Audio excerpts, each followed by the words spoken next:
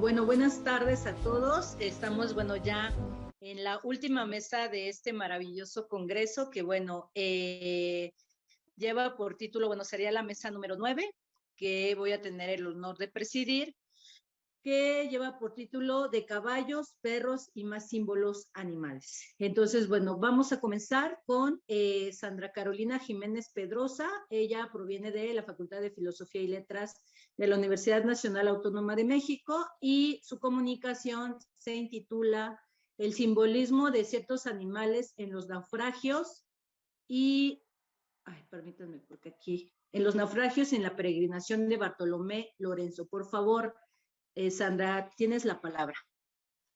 Gracias al comité por realizar este congreso y por permitirme estar aquí con tan brillantes investigadoras e investigadores. Y voy a presentar la pantalla. Me avisan cuando se vea, por favor. ¿Se ve?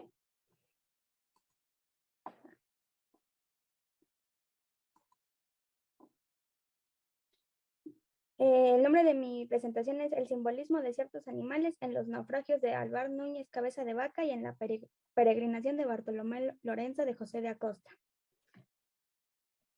Durante el siglo XVI, la producción literaria del Nuevo Mundo se enfocó en las cartas de relación, el teatro evangelizador y las crónicas, las cuales eran predominantes por dar testimonio sobre momentos particulares, la expansión colonial, y por casi siempre narrar viajes y aventuras que a veces finalizaban con éxito y en otros casos no.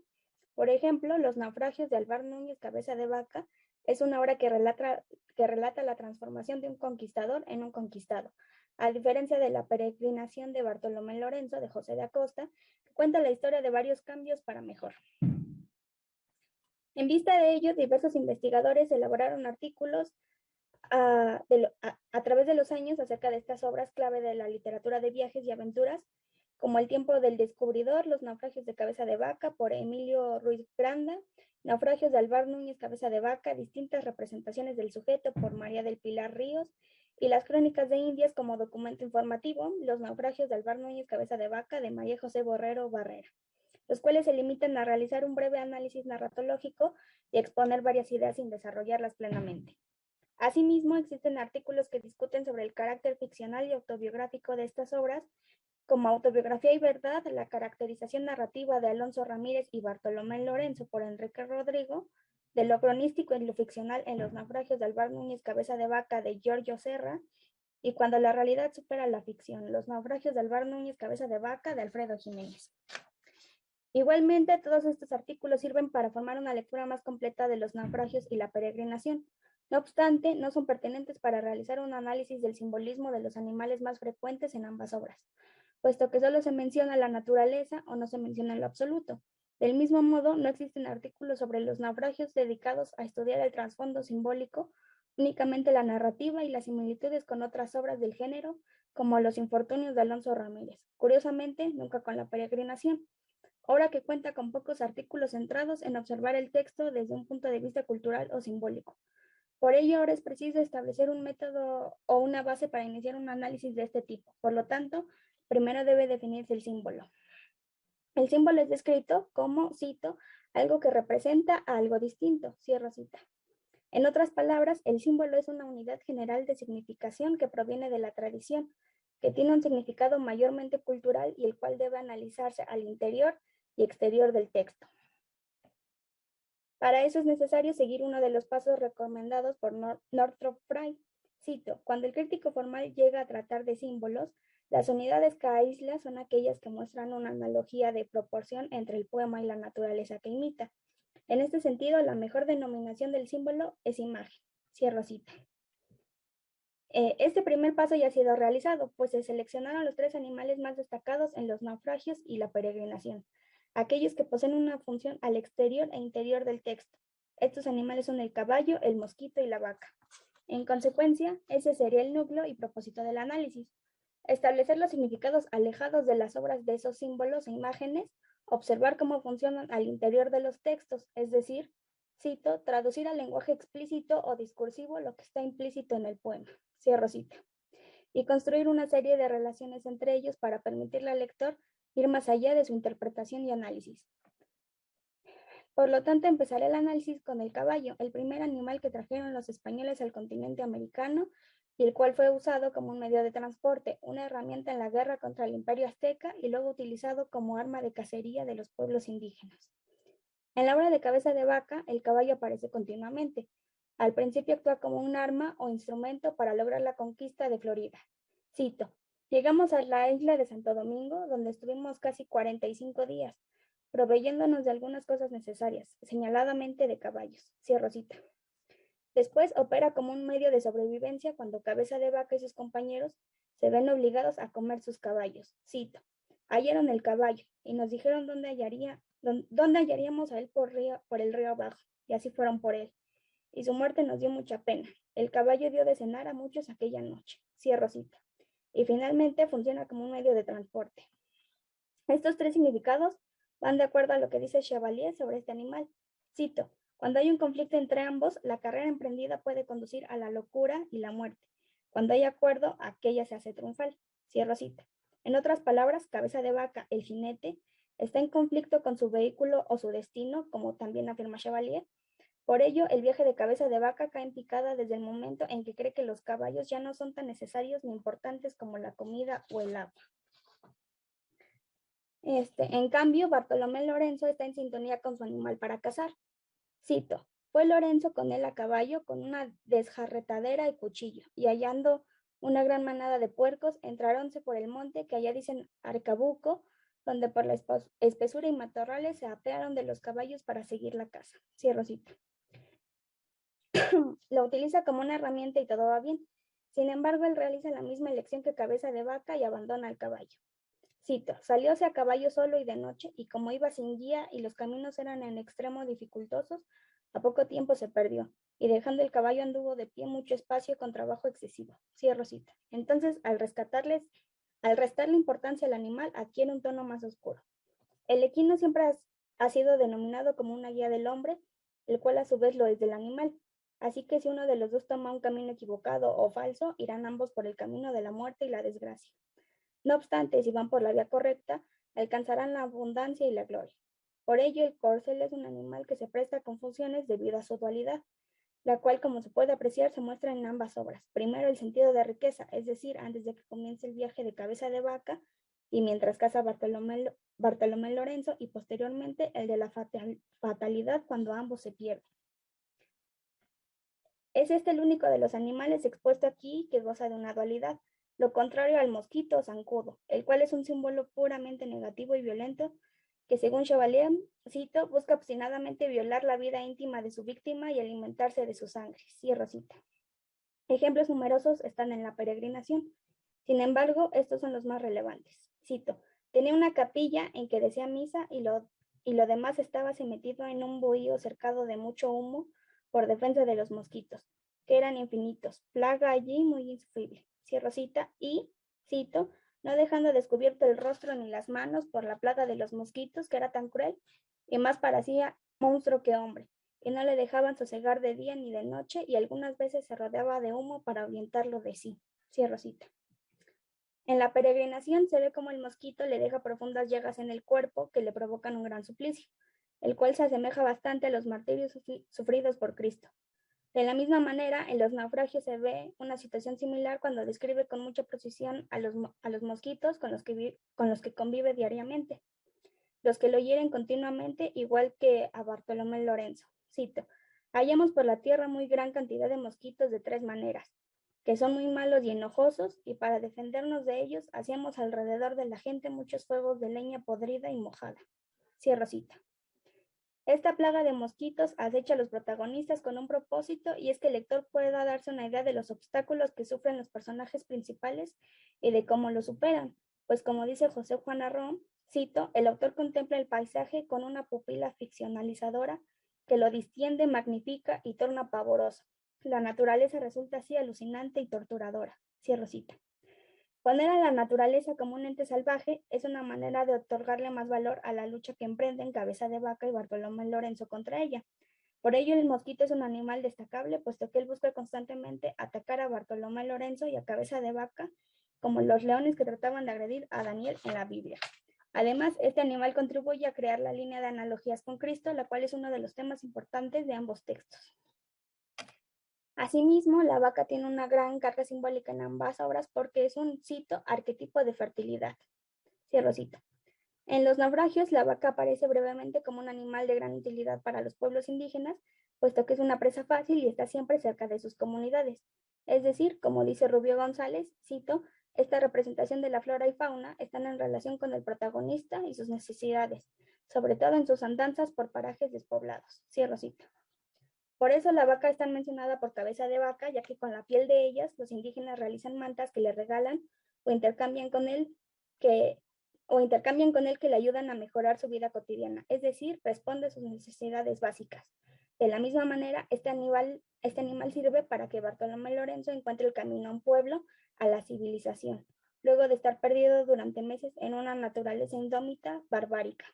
Cito, anduvieron así perdidos 5 meses, descalzos y hechos pedazos, sin hilo de ropa, los trujo la providencia divina a vista de unas vacas, y siguiendo el rastro de ellas, dieron en unos vaqueros que las guardaban, que los encaminaron a Santiago.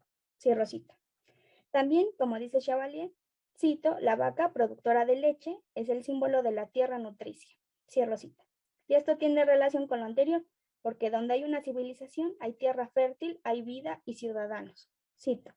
Alcanzan aquí vacas y yo las he visto 3 veces y comido de ellas, y paréceme que serán del tamaño de las de España. Por los valles donde ellas vienen, bajan las gentes que por allí habitan y se mantienen en ellas. Cierro cita. Así pues, el simbolismo de la vaca es utilizado como una especie de representación de la fertilidad con respecto a la vida para crear una civilización, es decir, para auxiliar la formación de los personajes de Cabeza de Vaca y Bartolomé Lorenzo como agentes aculturadores, porque ponen a los españoles e indígenas como humanos, que principalmente como protagonistas que se dedican toda su respectiva historia a evangelizar a la gente a su alrededor, eso sí, de distinto modo cada uno. Y eso sería un tema interesante para tratar en otra ocasión, puesto que ambos personajes desarrollan maneras de evangelización muy distintas y que son apoyadas por las necesidades presentadas a lo largo del texto, las cuales en un principio son negadas por la naturaleza cruel donde habitan. Además, otro tema ideal sería un análisis de los ambientes en donde se desarrolla la trama de cada uno. Asimismo, otro podría ser de los animales menos tratados en los estudios de la literatura iberoamericana, cuyo resultado sería un trabajo fascinante. Y aquí está mi bibliografía.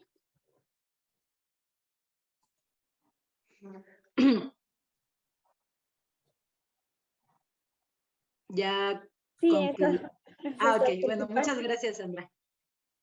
Bueno, ahora, muy interesante ponencia, Sandra, y ahora vamos a tener el placer de escuchar a Raúl Mendoza Mandujano. Él proviene de la Universidad Autónoma Metropolitana Campus Iztapalapa, y él nos va a deleitar con una ponencia que se intitula El símbolo del perro en el campamento del perro de Algernon Blackwood. Por favor, Raúl. Buenas tardes a todos. Antes que nada, quisiera agradecer a los miembros de este comité, pues, por permitirme presentar esta ponencia sobre un autor de cierta manera desconocido y poco ahondado por la crítica literaria, como es el caso de Algernon Blackwood. El interés sobre este relato, que lleva como título El símbolo del perro, pues tiene como objetivo desglosarlo a partir de una crítica psicoanalítica que vaya un poco más allá de la psicocrítica y ataña a la psicología profunda. Entonces comienzo a leer mi ponencia. El símbolo de perro en el campamento del perro de Algernon Blackwood. El objetivo del presente trabajo es analizar la figura del perro en el campamento del perro de Algernon Blackwood, de acuerdo con la noción psicoanalítica de símbolo. Cito: así es que una palabra o una imagen es simbólica cuando representa algo más que su significado inmediato y obvio. Tiene un aspecto inconsciente más amplio que nunca está definido con precisión o completamente explicado. Ni se puede esperar definirlo o explicarlo. Cuando la mente explora el símbolo, se ve llevada a ideas que yacen más allá del alcance de la razón. Fin de cita.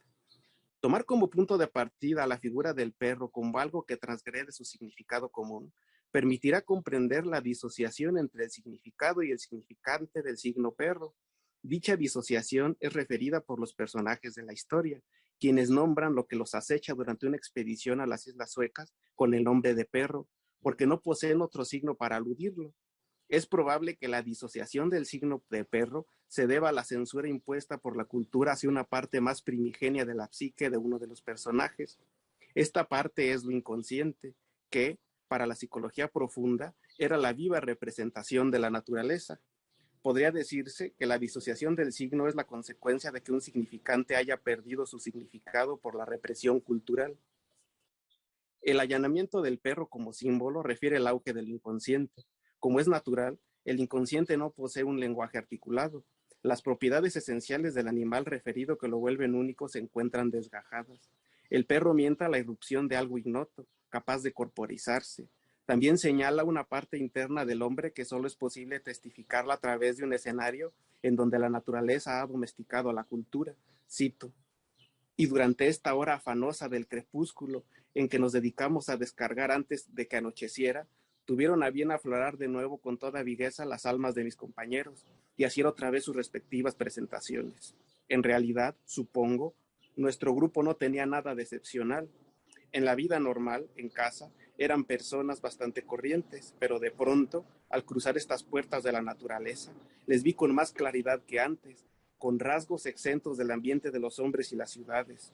Un cambio radical de escenario proporciona a menudo una visión sorprendentemente nueva de personas que hasta ese momento creíamos conocer muy bien. Nos ofrece una faceta inédita de sus personalidades. Me pareció ver a mi grupo casi como si fuesen otros, gente a la que no había visto hasta ahora, gente que se iba a quitar el disfraz que llevaba hasta ahora y a revelarse como realmente era. Y cada uno podía decir: ahora me verás como soy, me verás aquí, en esta vida primitiva de las soledades naturales, sin ropa. Todas mis máscaras y velos han quedado atrás, donde había los hombres. Así que espera y verás qué sorpresa. Las personalidades de los viajeros, liderados por Hurbar, el narrador, se transformaron, parecían desdecir lo que eran en el mundo cotidiano. El mundo cotidiano, considerado una segunda naturaleza o una naturaleza artificial, había comprimido una parte interna tanto del reverendo Maloney, de su esposa e hija Joan, como de Sangré, un acompañante canadiense al que se le atribuyó sangre autóctona americana.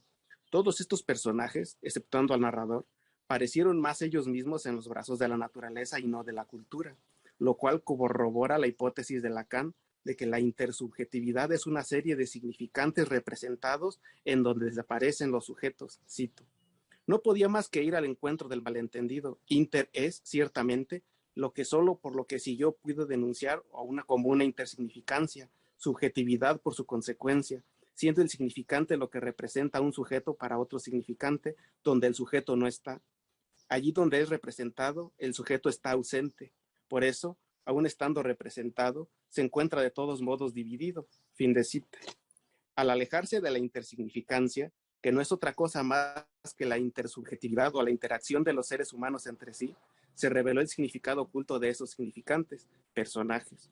Los miembros de la expedición pusieron en pausa la intersignificancia masiva y dejaron salir a su interioridad más profunda. En los parajes desolados de las Islas Suecas, en donde imperaba una soledad primitiva, eran las estrellas y su influjo, junto con la tierra y sus andanzas, lo que empezaba a gobernar su psique. Ante tal influjo de autenticidad, sobresalieron dos personajes que representaron, cada uno, la mitad de las fuerzas universales, la Tierra y el cosmos. Por un lado estaba Joan, cito: pero más que ningún otro miembro del grupo, era Joan Maloney, la hija, la que parecía parte auténtica y natural del paisaje, y pertenecer a él como pertenecían los árboles y el musgo y las rocas grises que se hundían en el agua, porque estaba en su escenario original y apropiado. Era un ser de las regiones desérticas, una gitana en su mundo. Para cualquiera dotado de perspicacia, esto había sido más o menos evidente. Para mí, que llevaba tratándola a los 22 años de su vida y conocía los entresijos de su tipo primitivo y ajeno a la moda, resultaba hasta llamativo. Viéndola allí, era imposible imaginarla de nuevo en la civilización. No lograba recordar cómo era en la ciudad. Su recuerdo, en cierto modo, se me evaporaba. De repente, observándola revolotear de un lado a otro, para otro con la gracia de la vida del bosque, rauda y flexible, a soplar el fuego de rodillas o remover el sartén a través de un velo de humo, me parecía que no la había conocido de otra manera. Aquí estaba en su ambiente. En Londres se transformaba en una persona escondida por la ropa, en una muñeca artificial, entrepajada y movida por un mecanismo de cuerda, con vida solo una parte de su ser. Aquí estaba viva toda ella. Fin de cita. El desenvolvimiento de Joan, hermanada ya con la naturaleza, le dio un talante primitivo. La naturaleza tan viva en ella lo hizo un símbolo de fecundidad. A este personaje le sentó bien la retirada de reglas de convivencia estricta en las ciudades. Su feminidad se multiplicaba. La experiencia obtenida en esos lugares recónditos le ha permitido dejar aflorar su parentesco con la tierra, pero en el caso de Peter Sangre, la situación era otra. Quizás por su temperamento callado y receloso, con un cierto toque de melancolía, las transformaciones que sufrió no perfeccionaron su personalidad, sino que lo transformaron en otro. Incluso el tono de su voz se modificaría. Cito: por decirlo en una palabra, mientras todos los demás se habían asilvestrado de manera natural, a Sangre le había ocurrido lo mismo, me pareció, pero en mucha mayor medida y de una manera que solo podía calificar de anormal. Me recordaba a un salvaje. Para empezar, su aspecto físico había cambiado enormemente y las mejillas morenas y llenas, el brillo saludable de sus ojos y el aire general de vigor y robustez que habían venido a sustituir a su acostumbrada lasitud y timidez, le habían mejorado de tal manera que no parecía el mismo. La voz también se le había vuelto más profunda y su ademán revelaba por primera vez una mayor confianza en sí mismo. Ahora tenía algún derecho a ser considerado guapo, o al menos a cierto nivel de virilidad que no mermaba su valor a los ojos del sexo opuesto. Fin de cita. Peter se había silvestrado. Una potencia viril emergió desde muy dentro, abandonaba su timidez y recuperó su confianza en sí mismo. El narrador pensó que esto rayaba en lo anormal, porque las transformaciones sufridas lo convirtieron en algo enteramente otro. Tal perfeccionamiento de su yo hizo que se sintiera atraído por su otra parte. Era natural que la Tierra, simbolizada por Joan, y el cosmos, simbolizado por el cover Sangre, se llamaran para formar una armonía psíquica representada mediante la unión y sincronización de los cuerpos. Pero, aún en la espesura de esas tierras lejanas, permanecía algo del mundo civilizado, la moral de la época, representada por los padres vigilantes de Joan. Su padre era clérigo y se sobreentiende el tipo de moral de acuerdo con la época que profesaba. El amor de Sangre hacia la hija del reverendo y la consumación del mismo le parecía a su superior, dominante todavía en él, algo que no debía realizarse. Por otra parte, su ello, más cercano a la naturaleza y a su inconsciente, le conminaba a unirse con la tierra, Joan. La consecuencia de este conflicto sería una figura etérea que empezó a atormentar a los viajeros. Cito: se me escapó un grito que fui incapaz de reprimir. El animal se volvió y se me quedó mirando con ojos siniestros. Allí mismo podía haberme derrumbado, dado que, de pronto, el cuerpo se me quedó vacío de fuerzas. Algo de él despertó en mí el terror vivo que atenaza y paraliza. Si la mente necesita una décima de segundo para dar forma a una impresión, debí de permanecer petrificado varios segundos, agarrado a las cuerdas de la tienda para sostenerme, pero sin dejar de mirar. Por la cabeza me pasaron multitud de impresiones intensas, aunque ninguna desembocó en acción, porque entonces temí que la bestia saltase en cualquier momento en mi dirección y cayese sobre mí. Sin embargo, tras lo que me pareció un rato interminable, apartó lentamente los ojos de mi cara, profirió una especie de gemido y acabó de salir al aire libre. Entonces lo vi entero por primera vez y noté dos cosas: que era del tamaño de un perro grande, aunque, al mismo tiempo, totalmente diferente de cuantos animales había visto, y además que la cualidad que al principio me había parecido maléfica, en realidad se debía solo a su singular y original rareza. Por estúpido que pueda parecer, me es imposible aducir ningún detalle, solo puedo decir que me pareció irreal. Por todo esto me cruzó por el cerebro como un relámpago, casi subconscientemente, y antes de que tuviera tiempo de comprobar mis impresiones o siquiera analizarlas, hice un movimiento involuntario al coger con la mano la cuerda tensa, de forma que vibró como una cuerda de banjo, y en ese instante el animal dio la vuelta a la esquina de la tienda de Sangre y se perdió en la oscuridad. Fin de cita.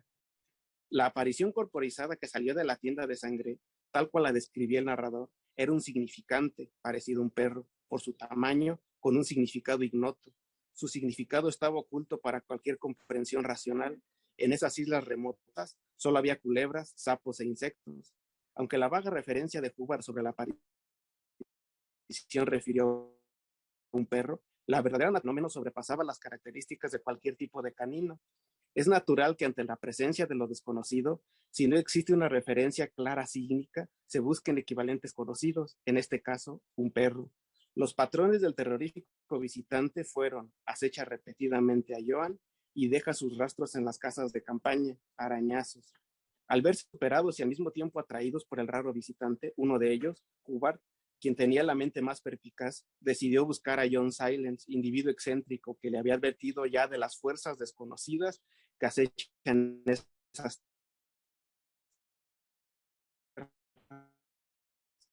sales ante el tarea. Este se le sigue una racionalidad moderna basada en la conciencia regida por la estructura de la razón y la lógica.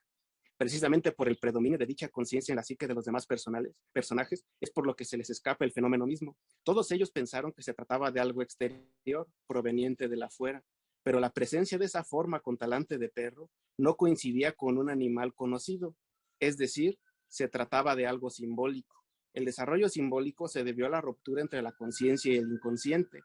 Por un lado, la conciencia testificaba un fenómeno y por el otro se le desvanecía. Lo que padecieron los exploradores de las Islas Suecas era la inconcordancia entre lo visible y la explicación de eso visible. La forma de perro tenía un contenido humano, cito. ¿Y cómo explica usted todo esto?, preguntó bruscamente. En primer lugar, contestó John Silence, acomodándose contra la roca, es de origen humano, ese animal. Es licantropía, evidentemente. Sus palabras tuvieron el efecto de una granada. Maloney las recibió como si le asestaran un golpe. Me deja usted desconcertado, dijo, incorporándose un poco y mirándole más de cerca. Puede ser, replicó el otro, pero si me escucha un momento, quizás esté menos desconcertado al final, o más. Depende de lo que sepa. Déjame que siga y le diga que ha subestimado o calculado mal el efecto de esta vida primitiva y salvaje en ustedes. ¿En qué sentido?, preguntó el clérigo, erizándose ligeramente. Se trata de una medicina fuerte para cualquier habitante de la ciudad, y para alguno de ustedes lo ha sido demasiado. Uno de ustedes se ha silvestrado. Pronunció estas últimas palabras con énfasis. Se ha vuelto salvaje, añadió, desviando la mirada del uno al otro. Ninguno de los dos supimos qué contestar. Decir que ha despertado la bestia en un hombre no es siempre una metáfora, prosiguió un momento después. Por supuesto que no, pero en el sentido que digo, puede tener un significado muy literal y terrible, prosiguió el doctor Silence. Puede aflorar instintos antiguos que nadie podía sospechar que existieran, y menos aún el propio sujeto. El atavismo no puede explicar la operación de un animal vagabundo con dientes y pezuñas e instintos sanguinarios, interrumpió Maloney con impaciencia. Fin de cita. El concepto que utilizó John Silence para referir la licantropía fue el de lo asilvestrado, es decir, la irrupción de la naturaleza en la psique del hombre es capaz de generar síntomas físicos autónomos durante el sueño. Aquel cuya represión cultural ha limitado sus impulsos eróticos se ve liberado de las cadenas de una manera inconsciente. En ciertos territorios inhóspitos, esa potencia inconsciente se corporizó. Para los personajes de la historia, asilvestrarse era algo nocivo que solo ocurría en presencia de la naturaleza. La fusión del hombre con el animal les resultaba ominosa. Tanto el hombre como el animal son símbolos de la cultura y de la naturaleza respectivamente. La forma que cobró vida en la psique de Sangri, entre sueños, cuando la censura psíquica de su yo consciente se volvía débil, era un híbrido entre lo salvaje y lo civilizado. Lo que presenciaron fue la irrupción del mundo natural que la cultura obvió y castigó. El catalizador de esa forma astral sería el eros. Su incapacidad para cristalizarse produjo un referente etéreo. La incapacidad de unirse de los contrarios, de lo femenino y lo masculino, representada por Joan y Sangre, produjo un trauma, el perro. En el mundo de los seres vivos no existe un trauma de este tipo porque la mayoría de las especies no han desarrollado una cultura tan compleja que privilegie aspectos morales o éticos sobre las pulsiones sexuales. La irrupción de esa forma ignota en la historia de Blackwood advirtió una barrera cultural que determinó el destino de los amantes al ocultar su amor en el inconsciente. Ninguno de los dos se dio cuenta de lo que les ocurría. Era como si su inconsciente irrumpiera por las noches para ser olvidado cuando el alba o la claridad de la conciencia apareciera. La irrupción de lo inconsciente en la forma de un canino, por su tamaño y sus ojos, personificaba al animal doméstico hombre que aún poseía rasgos de la vida silvestre, perro, cito. El doctor Silence me indicó que me acercara unos pasos, cuidando evidentemente de no traspasar cierto límite. Cuando se agachó, me hizo seña de que hiciese lo mismo, y mirando por encima del hombro, vi el interior iluminado débilmente por la luz espectral que reflejaba de la niebla, y una mancha borrosa sobre las ramas del bálsamo y las mantas que revelaba la presencia de Sangré. Entre tanto, sobre él y alrededor de él y encima y debajo de él se agitaba una masa oscura de algo con 4 patas, hocico puntiagudo y orejas afiladas claramente visibles sobre las paredes de la tienda, así como el destello ocasional de unos ojos llameantes y unos dientes blancos. Contuve el aliento y me quedé totalmente quieto, interior y exteriormente, por miedo a que el animal se diese cuenta de mi presencia, pero la ansiedad que sentía se debía a algo mucho más hondo que el mero peligro personal, o al hecho de encontrarme ante algo tan increíblemente activo y real. Tenía plena conciencia de la espantosa calamidad psíquica que suponía, y el saber que Sangré estaba encerrado en el estrecho espacio de su tienda con esa especie de proyección monstruosa de sí mismo, sumido en un sueño cataléptico, ignorante de que este ser le estaba usurpando su propia vida y energías, añadió un angustioso sesgo de horror a la escena. En ningún otro caso de John Silence, y ha habido muchos, a menudo terribles, un padecimiento psíquico me ha transmitido tan convincente impresión de la patética inestabilidad de la personalidad humana, de su naturaleza fluida y de las alarmantes posibilidades de sus transformaciones. Fin de cita. Una fuerza ignota interna de Sangré había aparecido en el mundo visible sin parangón alguno. Se transfiguraba en algo monstruoso para el ojo moderno. El significado de esa aparición posee un comportamiento simbólico, porque en esa figura atroz estaban presentes la inconcordancia entre significado y significante de la imagen, la represión sexual que producía y la sublimación de esas energías sexuales hacia lo monstruoso. Sin embargo, eso monstruoso jamás hirió a alguno de los exploradores, solo les parecía abominable por su visión antropocentrista hacia lo primitivo. Esa forma astral carecía de una dimensión ética o moral, era tan pura como esos páramos yermos en donde Hubbard y compañía se instalaron. La efigie animal buscaba algo más profundo que la bendición humana que avalara la unión entre hombre y mujer. Cito: sus palabras se volvieron borrosas mientras volvía lentamente a su estado normal y cayó del todo como si de pronto se diera cuenta de que la habían sorprendido contando secretos. Pero durante todo el trayecto de regreso, mientras la transportábamos con cuidado por entre los árboles, fue sonriendo y murmurando el nombre de Sangré y preguntando si le habían hecho daño, hasta que finalmente comprendí que el alma salvaje del uno había llamado al alma salvaje del otro, y que en las profundidades secretas de sus seres, la llamada había sido oída y comprendida. John Silence tenía razón. En el fondo de su corazón, demasiado profundo al principio para reconocerlo, la muchacha le amaba, y le había amado desde el principio mismo. Una vez que su conciencia lúcida reconociera esa verdad, saltarían el uno al otro como 2 llamas gemelas y acabarían la anomalía de él. Se cumpliría el intenso deseo y quedaría curado. Fin de cita. La sublimación de las energías libidinales, tanto en Joan como en Sangré, era la responsable de la presencia de esa forma ancestral. Dicha forma de un perro se refería a un arquetipo o imagen primitiva que los soñantes han percibido desde el amanecer de los tiempos.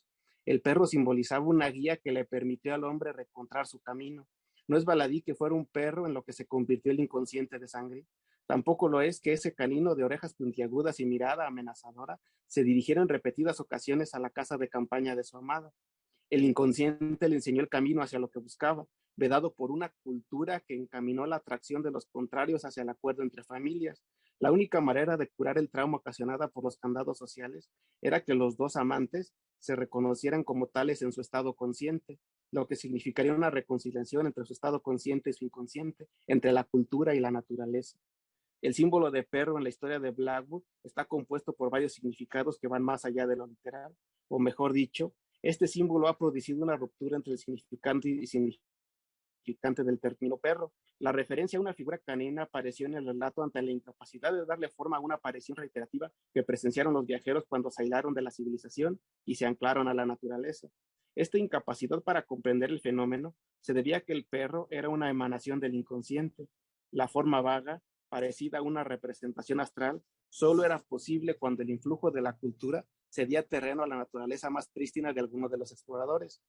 Quien padeció este desdoblamiento de su personalidad fue Sangré, descrito por el narrador como un canadiense con sangre autóctona. Es bien sabido que en las comunidades nativas la cercanía con la naturaleza era mayor, pero la irrupción de ese otro yo solo fue posible en la historia a través de un catalizador. En este caso se trataba de la barrera cultural impuesta por los otros personajes hacia la atracción erótica de los miembros más jóvenes de su comunidad. El campamento del perro fue escrito en la primera mitad del siglo XX, en donde la sexualidad humana estaba excesivamente regulada por una industria cultural que, según Freud, ocasionó el malestar en la cultura. La barrera cultural referida produjo una censura psicológica en sangre, mientras que su inconsciente se corporizó con la forma de un animal aterrador e inofensivo. La corporización del inconsciente como un animal salvaje refería un aspecto creativo de su psique. El perro contuvo dos términos que parecieron oponerse entre sí, aterrador e inofensivo. Lo aterrador e inofensivo eran conceptos que describían al mundo natural para el hombre moderno, que, incapaz de comprender el daño que la cultura le infligía a su mismidad, redujo las potencias de la naturaleza vivas en su interior a una serie de prejuicios que redujeron a su entorno a la serie de representaciones socialmente aceptadas. Por otro lado, el símbolo del perro fue la única manera que tuvieron los amantes para reconciliarse y unirse en virtud de lo erótico. El erotismo es otro de los componentes de este símbolo. Por él se forma un símbolo de totalidad que incluye a lo femenino, la naturaleza, y a lo masculino, la cultura. Aunque esta separación es más bien didáctica, ya que en todos los seres vivos poseen dimensiones femeninas y masculinas en su exterioridad y en su interioridad, sirve para indicar el equilibrio faltante entre lo creado por el hombre y lo creado por la naturaleza. El símbolo del perro era una advertencia, la más singular de todas, de que lo arbitrario de la conciencia moderna, que buscaba diseccionar a la naturaleza y volverla comprensible de acuerdo con su razón, era ignorante de otros componentes de esa misma conciencia, solo visibles en sueños o durante la irrupción de símbolos como sublimaciones de potencias vitales ignoradas, pero que determinaban la comprensión del mundo. La licantropía era la acometida del Eros para contrarrestar al tánatos de la moral de una época.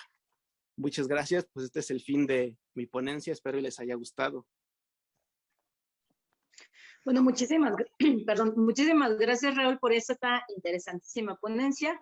Y bueno, vamos a cerrar esta mesa con la participación de Juan Pablo Muñoz Covarrubias. Él proviene de la Universidad Autónoma Metropolitana, también Campus Iztapalapa, y nos va a presentar una ponencia titulada Algunos animales y algunos cuentos de José de la Colina.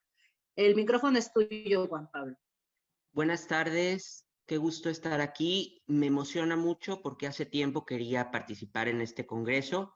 Finalmente he podido hacerlo, claro, en este contexto de apocalipsis, pero bueno, aquí estoy. Lo primero que debo decir es que el trabajo que voy a presentar es parte de un proyecto que he venido desarrollando como investigador, profesor investigador de la UAM, en torno a textos y cuestiones relacionadas con la segunda generación del exilio, es decir, la de los hispano-mexicanos. Me vi excedido porque resulta ser que hay animales por todos lados en la obra de José de la Colina, entonces tuve que hacer una suerte de ajuste y ese ajuste se va a ver en tanto que yo pues no puedo hablar de todos los cuentos de este prolífico, bueno, en realidad no fue tan prolífico, pero sí magnífico autor, sino de algunos cuantos. Entonces voy a empezar a dar comienzo a la lectura de mi texto. Tan pronto pueda hacer un ajuste aquí en mi computadora que ya hice, que estoy por lograr. Bueno, creo que ahí estoy. Le he puesto por título a mi comunicación Algunos animales y algunos cuentos de José de la Colina. Ay, perdón, es que estoy tratando de disminuir el tamaño de mi ventana sin mucho éxito. Estoy dando la nota, perdón. Bueno, voy a poner mejor esta pantalla. Si hay cualquier problema, les pido que me avisen. Introducción. El repaso de la obra de José de la Colina demuestra que hay en sus textos apariciones y reapariciones de algunos motivos que claramente le resultaron imprescindibles para la configuración de su arte a lo largo de las lentas décadas en que se dedicó a la escritura de relatos y también a la preparación de artículos periodísticos, crónicas, reseñas cinematográficas, traducciones, etc. Entre otros muchos temas, distinguimos las mujeres, ya sea como figuras míticas o de la historia, como inalcanzables divas de la pantalla o como prostitutas de San Juan de Letrán, el exilio, del que no se ocupa para mitificarlo, sino al contrario, para quitarle la pátina que lo desdibuja. La traición cometida como producto de los amores malentendidos y los pactos rotos, las vidas y las muertes de los poetas, y los pasajes recordados por los lectores de la literatura universal y revisitados por él con un sentido del humor que avasalla lo puramente enciclopédico, gracias a las minúsculas formas en que éste se practica, y por las sonrisas y complicidades que provoca. Además de todos los temas que ya he enunciado, debe de advertirse la presencia reiterada de los animales en los libros de José de la Colina. motivo que deseo rastrear en las siguientes páginas con el propósito de percibir el servicio que estos prestaron al autor con la finalidad de enriquecer su curioso mundo literario. Propongo entonces revisar el desarrollo de su obra narrativa desde dicha perspectiva temática y considerando las innovaciones técnicas que De la Colina implementó en sus textos para así convertirse en uno de los grandes narradores de la literatura mexicana contemporánea. Es mi impresión entonces que el tratamiento que lleva a cabo de las presencias animales le sirvió para construir con soltura ficciones en que casi siempre sorprende al lector por los artilugios con que da la última vuelta de tuerca. Como bien lo vio el crítico Adolfo Castañón, los relatos de este escritor nos llevan a un bosque en que no extrañaremos la flora ni tampoco la fauna, ni las referencias a otras obras, a otros autores y a imágenes que provienen del mundo del cine. Si bien ese bosque de José de la Colina no constituye un zoológico, ni tampoco un bestiario, tal y como se ocurre en la obra de algunos de sus estrictos contemporáneos, José Emilio Pacheco, Augusto Monterroso o Juan José Arreola, hay en sus cuentos una significativa presencia de animales que acompañan a los hombres en el relato de sus aventuras. De hecho, lo animalesco incluso puede también encontrarse en unas declaraciones suyas acerca de lo que representó para él el cuento como un especial género literario. En unas páginas prologales que, según nos advierte De la Colina, no son un prólogo, un poco la manera de la pipa, que resultó no ser una pipa en el famosísimo cuadro de René Magritte, apuntó nuestro autor lo siguiente, acerca del inesperado encuentro entre el creador y sus historias. Comienzo de cita. Sucede que casi nunca pesca uno el argumento de un cuento, por más que se esfuerce en ello de día en día, y en cambio es el argumento de un cuento el que lo pesca a uno, si lo pesca, e independientemente de que quiera uno o no ser pescado. En la naturaleza del cuento está el ser caprichoso, imprevisible e impuntual. Art happens. Fin de cita. Es muy clara la alegoría que emplea y que no habría sido desagradable para otro maestro del cuento, tal y como lo fue Ernest Hemingway. La figura del escritor como la de un cazador que a su vez es cazado. Así explica el autor hispano-mexicano los motivos detrás de sus relatos, como un efecto de lo espontáneo o lo casual. En esa casualidad y en esa espontaneidad, art happens, sin embargo, radica el origen de esa prodigiosa máquina que permite revivir a Sherezada, la gran contadora de cuentos que De la Colina constantemente emula.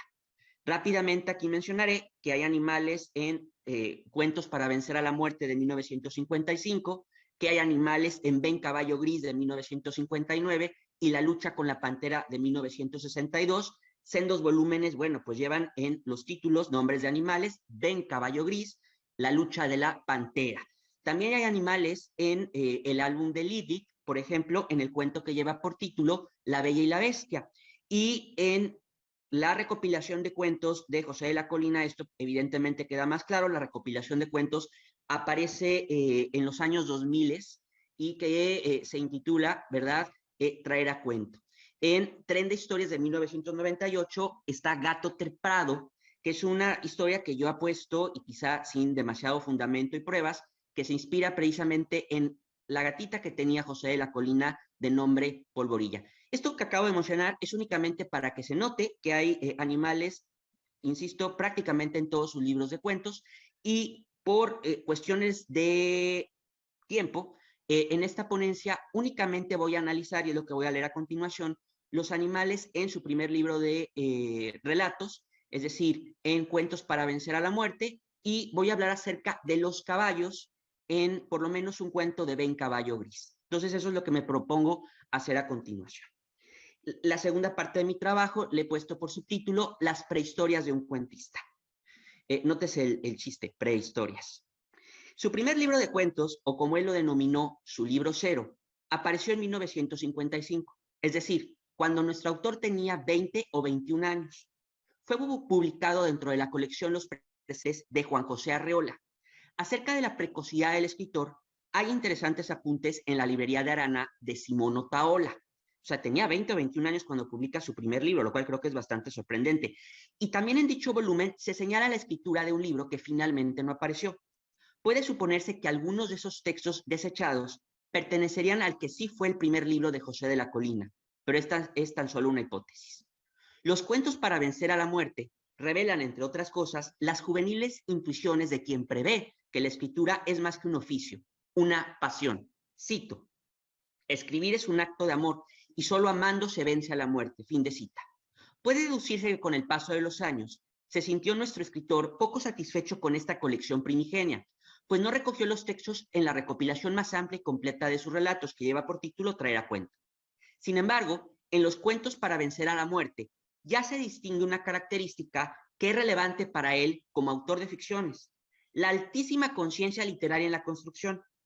Es parecer mío, sin embargo, que en este volumen no pudo resolver este detalle y que en los siguientes libros halló brillantes estrategias más sutiles y eficientes, como ya lo iremos viendo.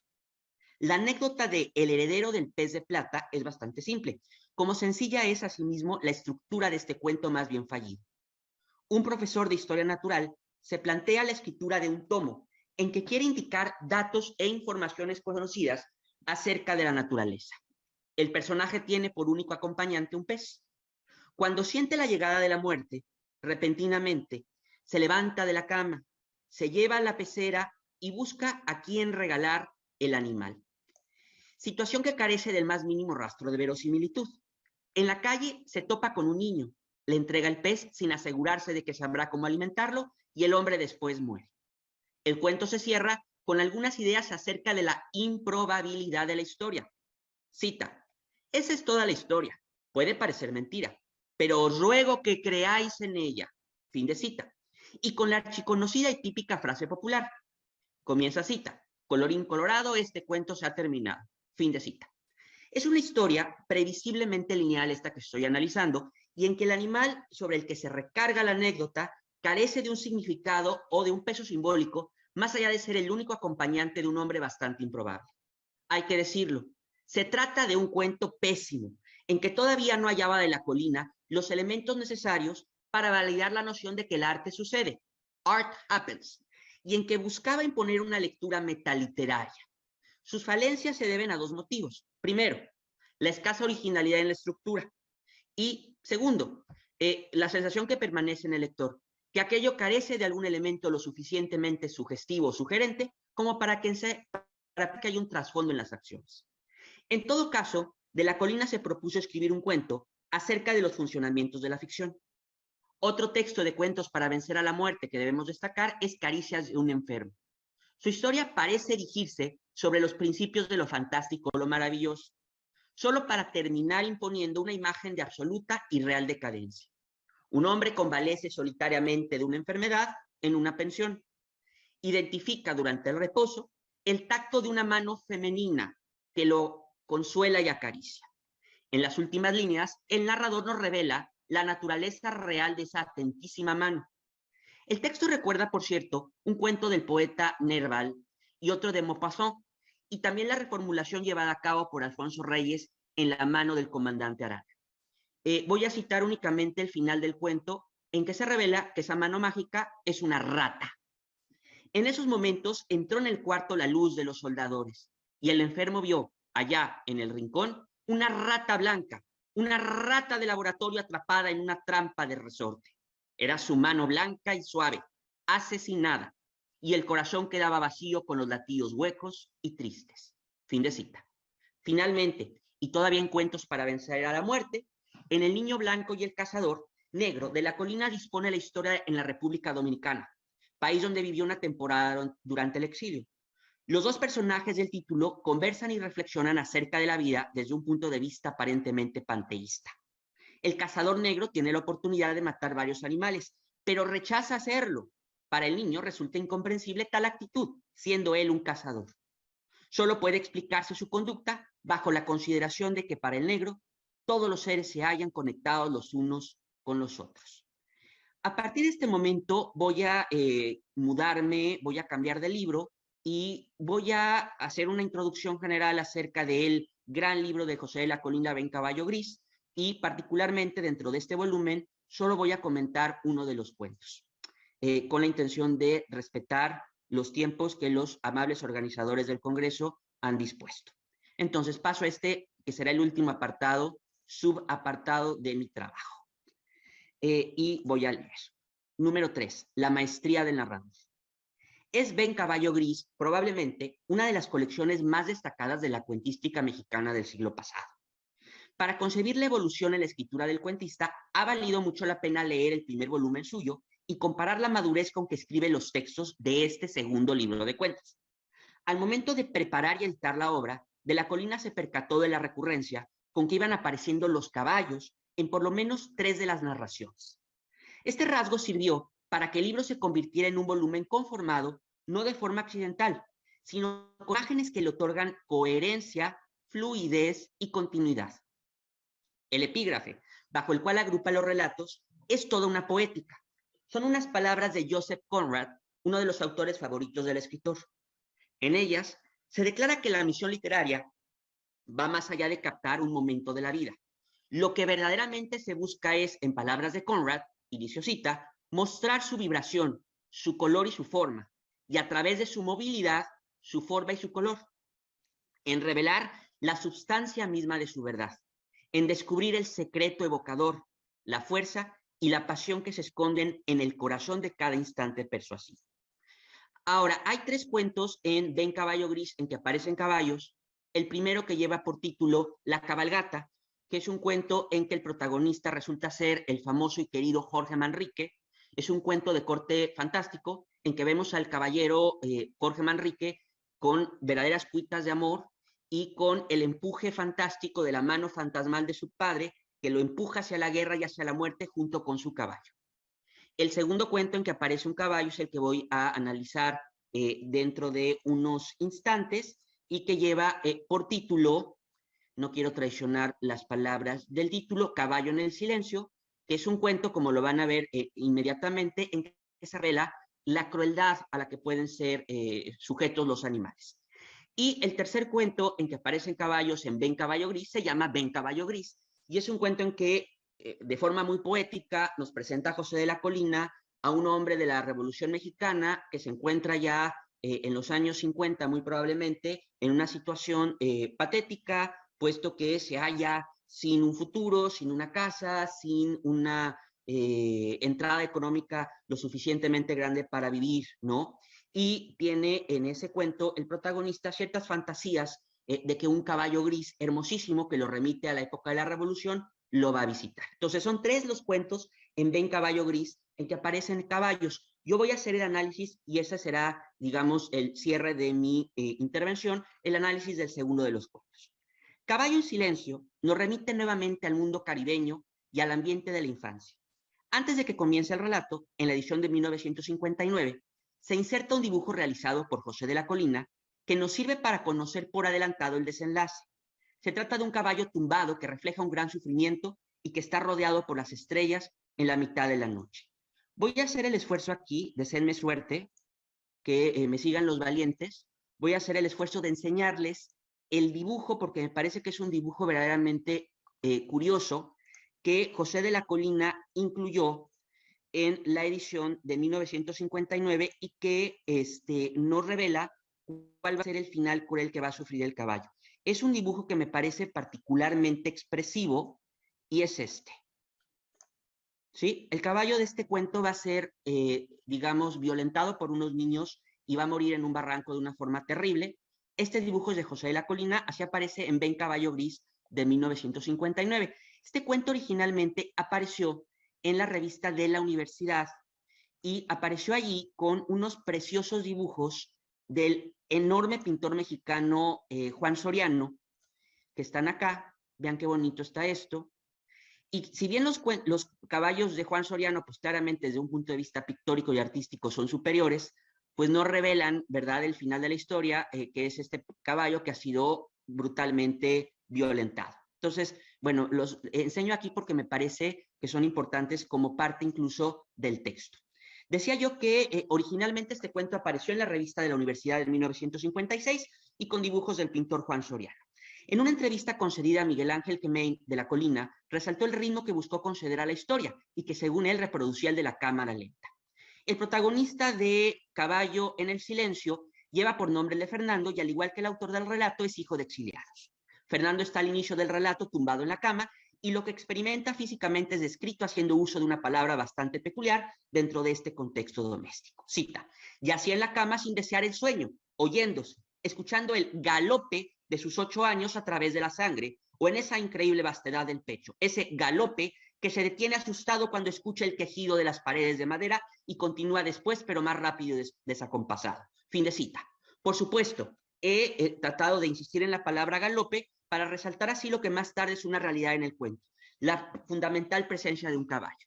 El niño que protagoniza la historia es buscado por 2 niños también españoles, Manuel y Jacinto Filoás, y un adolescente de piel negra para que los acompañe, Aquiles. En su compañía y aventurándose por el campo, invaden un sitio que, si bien es parte de la realidad dominicana, parece también revestido de una atmósfera poco normal. Los niños no van a entrar en un mundo propiamente maravilloso, al contrario, lo que nos reserva la historia es la más cruda y la más violenta de las realidades. Empero, el acto no deja de tener implicaciones inesperadas, es una total introducción en el encanto y en el terror. Van a aprovechar pues la noche para molestar un caballo viejo de nombre Amanecer. 3 de los niños lo montan, mientras que Aquiles se asegura de que el animal no deje de trotar, pues le han pagado por sus servicios. Cuando se frena, descubren que el animal caminaba dormido. Ante este descubrimiento, Jacinto lo va a azotar con una brutalidad inexplicable. Cita: dolor y solo dolor más allá de la piel debió propagarse por la carne en ondas crecientes, llegando hasta los huesos, hasta el centro del sueño. Fin de cita. La reacción de Amanecer consiste en un acto de furor y de liberación. Cita: se esfumaba en un galope furioso que pretendía despertar la tierra, y esto sería para siempre el recuerdo, un frenético galope sin riendas. Después de tirar a los 3 jóvenes jinetes, tras salir corriendo, el animal, unos metros más adelante, cae muerto. Para ocultar el crimen en que han participado, mueven el cadáver con la intención de arrojarlo al barranco. Sin embargo, la atmósfera que los envuelve sirve para resaltar el crimen que ellos han cometido sin proponerse. Claramente, el caballo en esta historia se convierte en un símbolo. Cita: algo más que un caballo. Fin de cita. Es llamativa, por cierto, la reiteración de las palabras que sirven para insistir en que el acontecimiento tiene una dimensión añadida. No es el asesinato de un animal, es el horror y el terror de haberlo asesinado. Como si llevaran, cito, el suceso, el horror del suceso. Fin de cita. Para rematar el relato, José de la Colina escribió un párrafo en que volvemos a encontrar a Fernando como al comienzo de la historia. Tendido en su cama en la mitad de la noche, sin embargo, la tranquilidad infantil que algún día conoció se vio permeada por la intranquilidad de una conciencia culpable. Ya casi termino, Comienzo de cita. Y del otro lado del lecho, al que se volvió para eludir rostro y pregunta, del otro lado, en el momento de apoyar la mejilla en la almohada, algo nacido del silencio, o tal vez el silencio mismo, pero con la forma de un caballo largo, ceniciento y rojo, corría para siempre en un desbocado galope, humeante de espanto bajo un cielo de estrellas, y chicharras enloquecidas, y se detenía y relinchaba interminablemente, hinchados de viento las narices, con aquella falsa sonrisa aleteando en los belfos azules. Fin de cita. Nuevamente, en la cama, el galope hace acto de presencia, pero ya no anunciando la aventura próxima, sino transparentando la culpabilidad. El cuento termina como empieza, con el protagonista, el niño, en la cama, pero envuelto en un silencio que es la culpa, y oyendo el galope imparable del caballo. Incluso podría decirse que el comienzo y el final del texto se confunden y de algún modo se relativizan. Bueno, he propuesto aquí únicamente el análisis de uno de los cuentos, pero seguramente como voy a trabajar y seguir trabajando en las narraciones de José de la Colina, tendré que desarrollar en futuras investigaciones el comentario desde una perspectiva simbólica y, sobre todo, viendo que la inclusión de animales en los cuentos de José de la Colina va a la par con los cambios estructurales en la técnica narrativa que francamente son prodigiosos y que reflejan el dominio de un gran escritor. Muchas gracias. Bueno, muchísimas gracias a los 3 ponentes. Bueno, como estuvieron viendo, El Mundo Animal los toca. Por aquí andaba mi gatita Misifus, que bueno, está muy cerca y bueno, son las otras especies que nos tocan, ¿no? Bueno, estas 3 ponencias seguramente habrán despertado los cuestionamientos en nuestro público, ya sea por Facebook, aquí en la sala o por YouTube.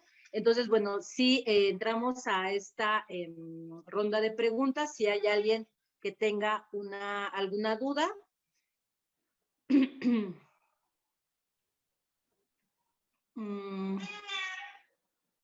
Bueno, pueden escuchar. Bueno, yo tenía una para los tres. No pude dejar de notar en las tres ponencias que hay una utilización del lenguaje muy sucinta, ¿no? Es decir, bueno, todos sabemos que el lenguaje es cultura y todas estas cuestiones, pero bueno, en estos tres autores, que bueno, yo me declaro que no los conocía, también les agradezco que me los hayan hecho, digamos, lo hayan hecho en mi conocimiento, sobre todo Juan Pablo con De la Colina. ¿Ustedes consideran que la palabra va a transmutar en la esencia de estos animales? Es decir, se va a constituir como una prosopopeya de lo humano, es decir, las características de estos animales que cada uno de ustedes mencionó, va a ser como una especie de caja de Pandora que volvemos a lo mismo, va a hablarnos de lo humano bueno, esa sería mi pregunta, o sea, decir cómo el lenguaje dentro de estas tres obras va a construir lo humano, pero desde la perspectiva de otras especies, bueno, pasada por el tamiz de cada uno de los autores. Eso es lo que a mí me saltó, digamos, al escuchar sus tan interesantes ponencias.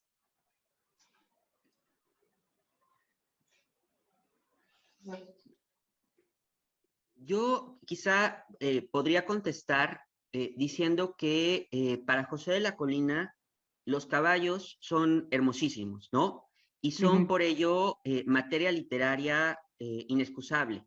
José de la Colina tiene evidentemente muchos referentes literarios, fue un gran conocedor de literatura, fue un excelso conocedor de cine y como él lo confesó en varias entrevistas, muchos de sus caballos o muchos de los animales que incluye en cuentos provienen del cine y de la literatura, ¿no? Entonces ya vienen trastocados por esos dos mundos, el mundo literario y el mundo cinematográfico.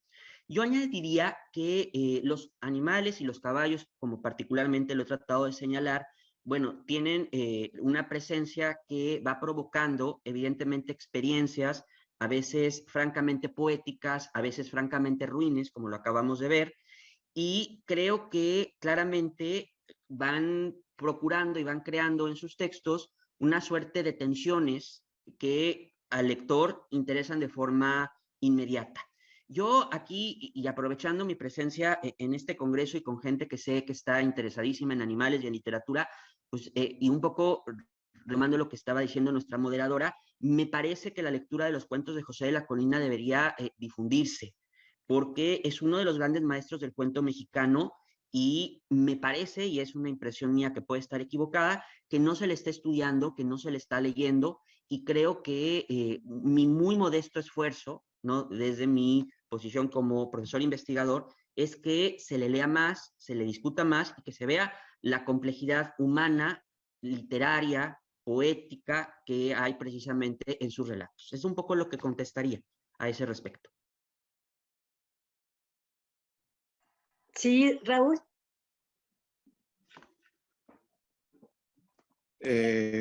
Bueno, es muy cierto lo que manifiesta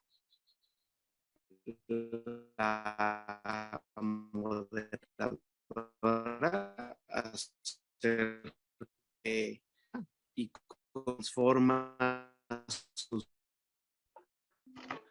acuerdo con la experiencia que tiene sobre ciertos. En mi caso, explicar el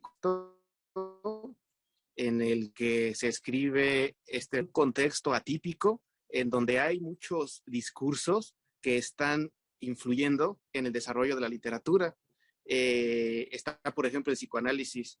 En todo el relato hay reminiscencias o aclaraciones a términos que nos hacen entrever que Blackwood estaba en un continuo diálogo con los análisis psicoanalíticos acerca de los fenómenos psicológicos.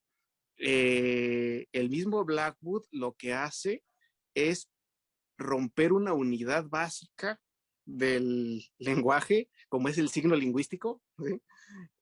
Para desarrollar una perspectiva meramente simbólica. Es decir, el perro solo es una manera de referir o de indicar fenómenos, por un lado sociales, por otro oníricos y por otro poéticos, que están desbordando la comprensión de mundo de la primera mitad del siglo XX. A mí me gusta pensar que la literatura es una fuente de verdad, una fuente de sabiduría, y que está muy atenta a otro tipo de discursos. En este sentido, el Campamento del Perro también puede verse como una crítica a la conciencia moderna, a esa unidad sígnica entre lo que pensamos y lo que vemos, entre lo que decimos y lo que comprendemos.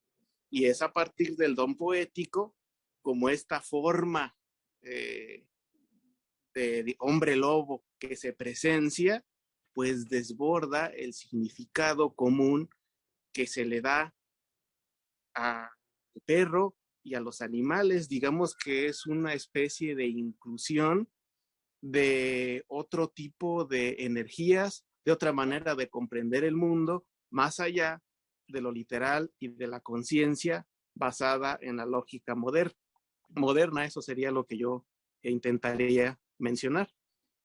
Muchas gracias, Raúl. Sandra, ¿tienes alguna respuesta o comentario a este respecto?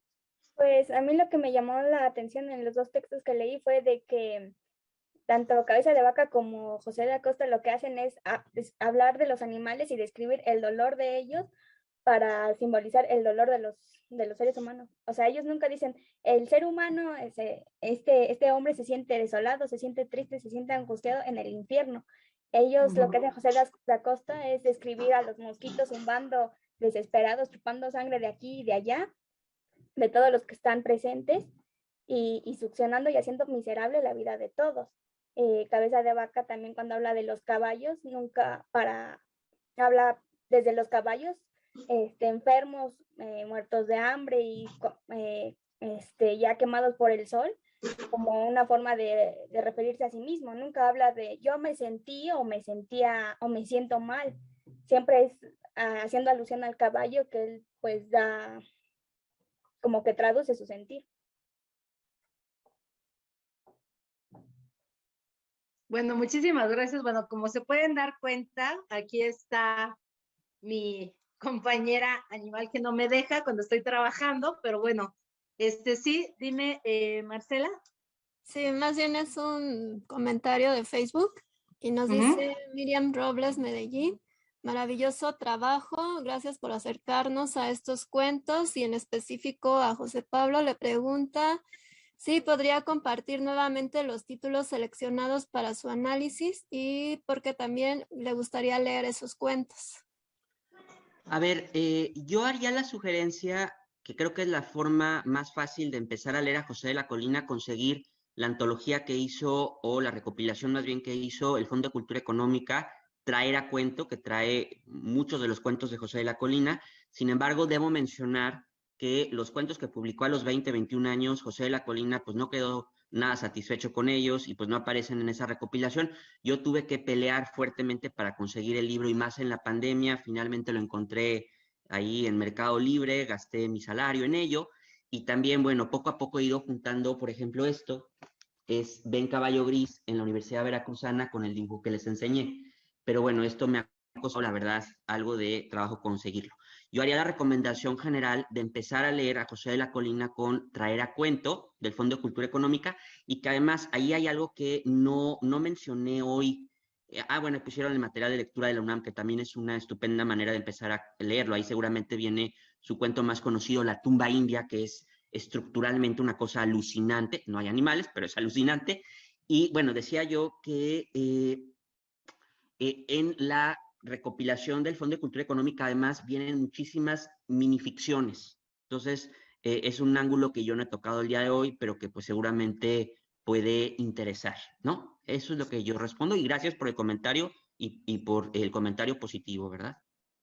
Ok, veo que hay algunos comentarios en el chat. ¿Podrías auxiliarme, Marcela? Porque bueno, como yo estoy en el teléfono, no puedo manipular, pues, sin que vaya a ser algo extraño. Entonces mejor si me pudieras auxiliar, si hay bueno, hay felicitaciones, las vi ahorita cuando aparecieron, pero si hay alguna pregunta por parte de nuestro auditorio, te lo agradecería si pudieras darle lectura.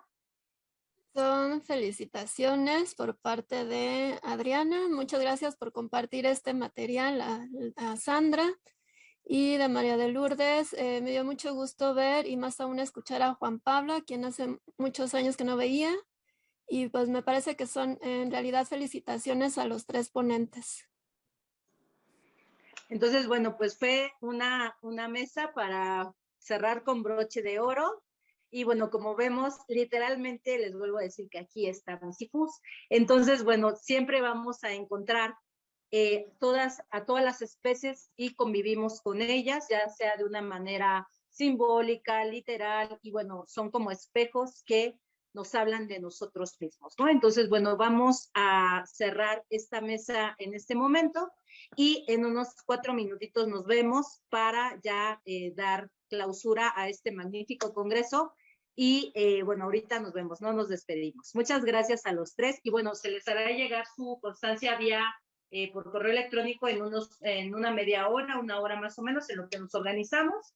Y bueno, muchísimas gracias por ser parte de este congreso. Gracias. Gracias.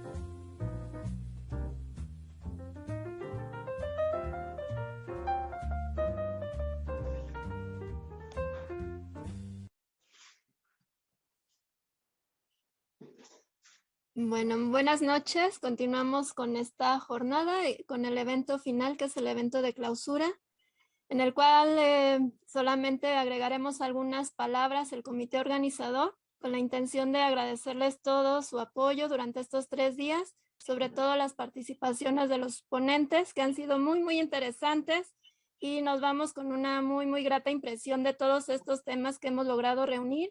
También creo que hemos cubierto nuestro objetivo, que es otra vez reunir estas investigaciones de personas que están interesadas en el tema de la literatura, pero muy, muy específicamente en el tema de los animales. Y bueno, las universidades que nos acompañaron, tanto nacionales, las que ya son muy recurrentes aquí, como la UNAM, la UAM, la Universidad de la Ciudad de México, el Colegio de San Luis, la Benemérita Universidad Autónoma de Puebla, no sé ahora que Universidad del Cairo, la Universidad de Chile, que se agregaron en esta ocasión. Muchas gracias a todos ustedes. Y bueno, si no hay otra oportunidad de reencontrarnos en estos próximos años, los invitamos muy probablemente dentro de 2 años a una nueva edición de este congreso. Y pues la temática que abordamos en estos 3 días nos permitió acercarnos y me permitía hacer una lista, continuando con esta tradición del vértigo de las listas de la que nos habla Humberto Eco, de los animales que tratamos en este congreso. Entonces, ¿preparados? Bueno, tratamos, supimos y nos acercamos a la literatura de los animales y que están representados en él: burro, abeja, lobo, león, mosquito, zancudo, caballo, ruiseñor, golondrina, abubilla, loros, bueyes, cuervos, ranas, perros, el gato, conejos, dragones, hormigas, murciélagos, peces, venado, águila, abubilla, azor, serpiente, la hiena, el camaleón, la tortuga, la sirena, el puerco marino, el sucarat, el armadillo, araña, mariposa, y bueno, esos fueron solo algunos. Y pues muchas gracias por su presencia. Y bueno, si te doy la palabra, Adriana, si gustas agregar algo más. Muchísimas gracias, Marce. Sí, solo me restaría agradecer a nuestros ponentes. Fueron participaciones muy enriquecedoras y que movieron a la reflexión a todos. También me gustaría agradecer a nuestros receptores, quienes de una manera muy activa y sumamente participativa nos acompañaron en estos 3 días. Finalmente, me gustaría agradecer de una manera sumamente enfática todo el apoyo que nos brindó la coordinación de la UAM, específicamente de la unidad Iztapalapa en su rama de humanidades, el doctor Serafín y a Andrea Arellanes, mejor conocida como Andy, quien nos estuvo brindando un apoyo invaluable en el área de soporte técnico. Andy, nuevamente muchas gracias. Sin tu participación, sin tu colaboración antes, durante e insisto, después del evento, seguramente esto no se habría llevado a cabo con pues el éxito que se llevó.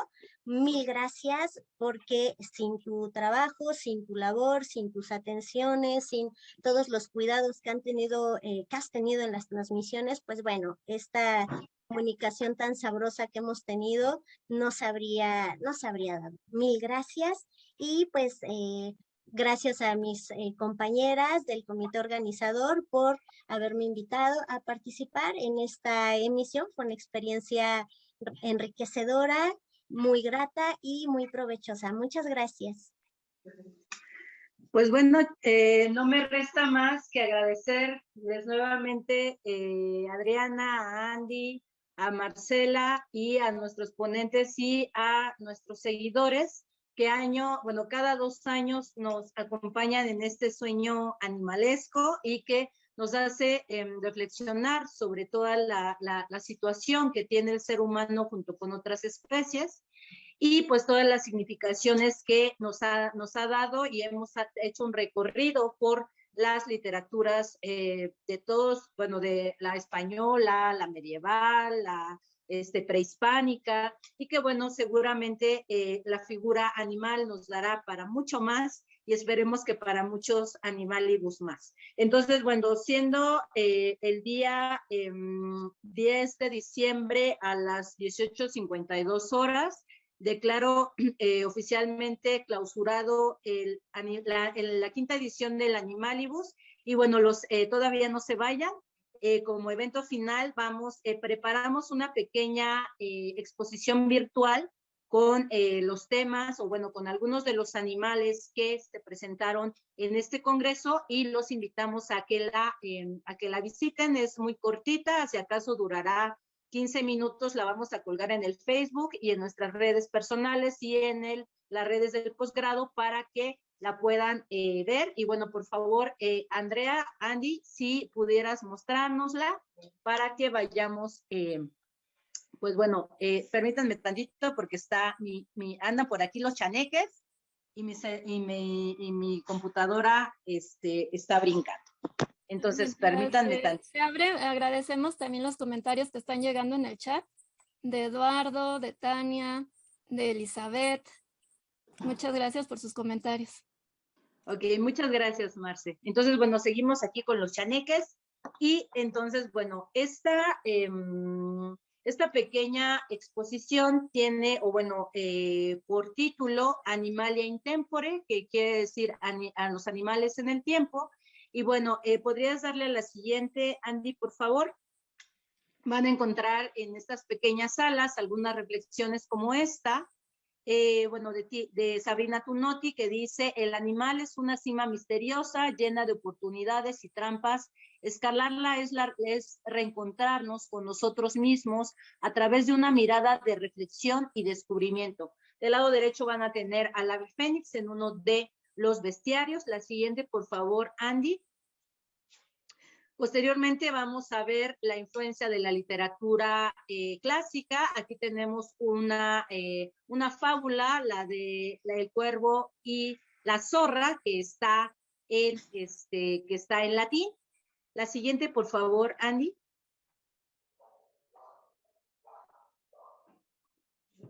Posteriormente vamos a ver una diapositiva, una imagen donde se encuentra el lobo y alguna reflexión sobre él. Bueno, en este caso es loba porque es el símbolo de Roma. La siguiente, Andy, por favor. En la siguiente van a poder ustedes encontrar un video que la doctora Mariana Pablo Norman nos hizo favor de llegar, y si pudiéramos ponerle tantito, Andy, para meterles la cosquillita. Mi nombre es Mariana Pablo y voy a presentar la comunicación llamada El Aullar de Licos. El lobo puebla las voces de las tradiciones antiguas. Bueno, ahí le cortamos para que lo escuchen ustedes por su parte.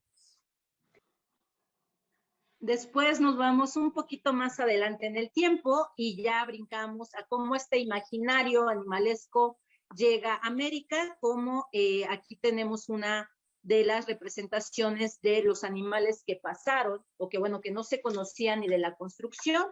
Después la siguiente, por favor, Andy. Aquí tenemos la representación del búho, de Nictémere, que apareció en la ponencia sobre Sor Juana. La siguiente, por favor, Andy.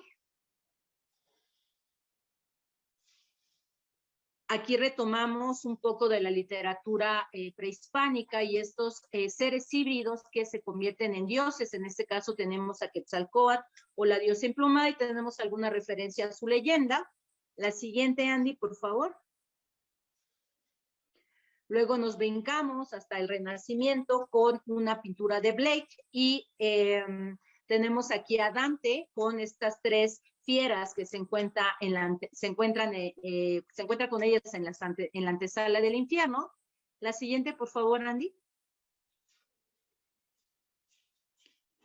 Aquí tenemos a la doctora Salima Ikram. ¿Podrías ponerle tantito, Andy, para también que le escuchen? The Egyptians believed in the divinity of animals to a certain degree. Because animals speak in a different language, the Egyptians thought that they were communicating with gods, and so they were held to be very Hasta ahí, Andy, por favor. Unlike humans. Y bueno, la magnífica ponencia magistral que nos dio la doctora Ikram. Después saltamos a la literatura de América Latina con el terror, que bueno, muchos hemos leído en El almohadón de plumas de Horacio Quiroga. Y la siguiente, por favor, Andy. Y finalmente, pues este sí lo vamos a ver completo. Este es un video pequeño que se hizo exclusivamente para el congreso de unas alumnas que se presentaron en el curso. Y bueno, me parece, dura muy poquito tiempo, dura 1 minuto y medio, que lo veamos para que vean qué cosas tan hermosas se pueden hacer. Por favor, Andy. El dios Xolotl, hermano gemelo de Quetzalcóatl, fue convocado para sacrificarse y así mover a los astros.